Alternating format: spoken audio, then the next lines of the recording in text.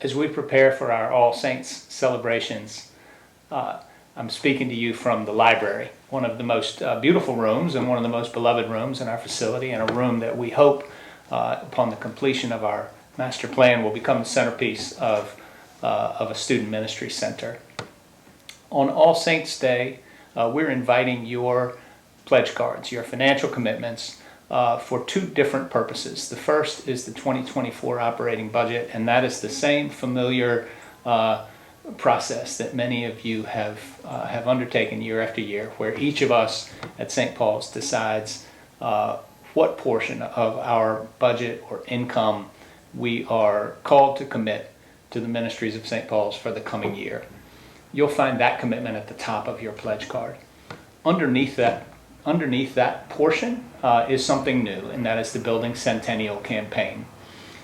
That is a different kind of commitment because it's not a commitment to our current ministries, but it's a commitment to our future and to those who will come after us. Our goal for the Building Centennial campaign is $5 million. The fulfillment period for cash commitments to that campaign is 4 years long, and it ends on the 18th of September in the year 2027.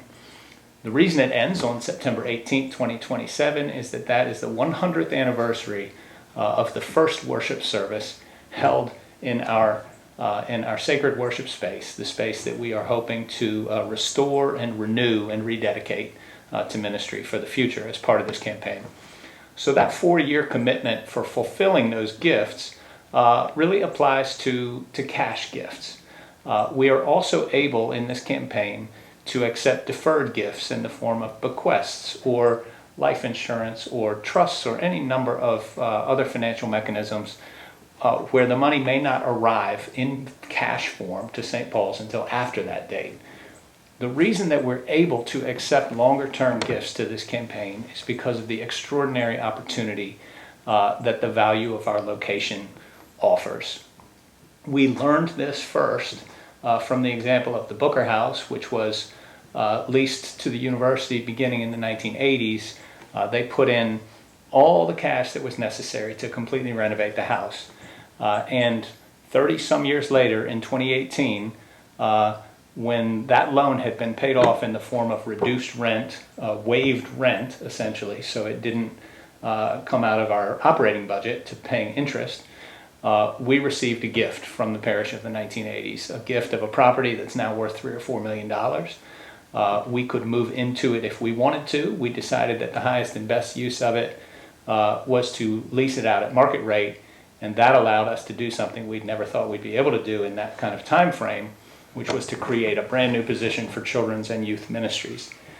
So we have a similar opportunity, and this is the reason that the master plan shows a building that is larger than the building that we need to occupy in the near term.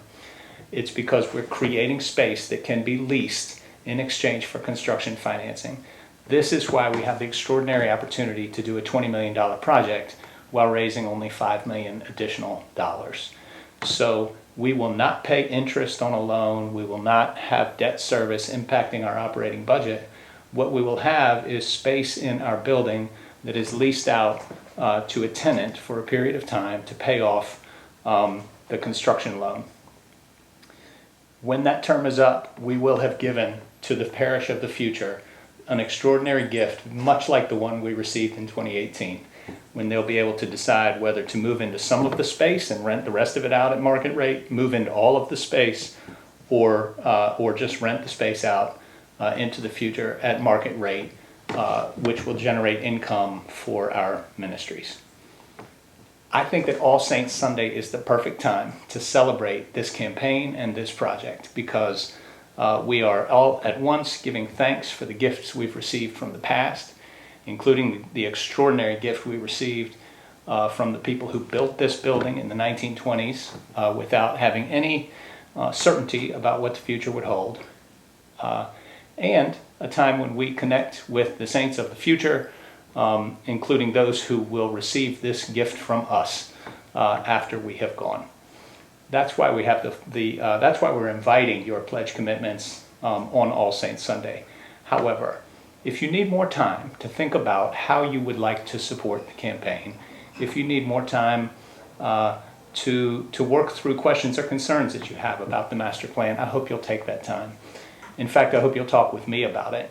When we embarked on this campaign, I was uncertain how it would feel to sit down with parishioners and talk it through, particularly in terms of their personal financial commitments. And I have found those conversations to be inspiring. To sit with people and have them share how much St. Paul's means to them, what St. Paul's has done for them, what they hope to offer to those who come after. And so if you're able to make your 2024 commitment on the 5th of November, but you would like more time to ask questions or think through your place in the Building Centennial campaign, I hope you'll let me know. It would be a blessing to have those conversations with you. In the meantime, God bless you, and I look forward to celebrating at All Saints with you next Sunday.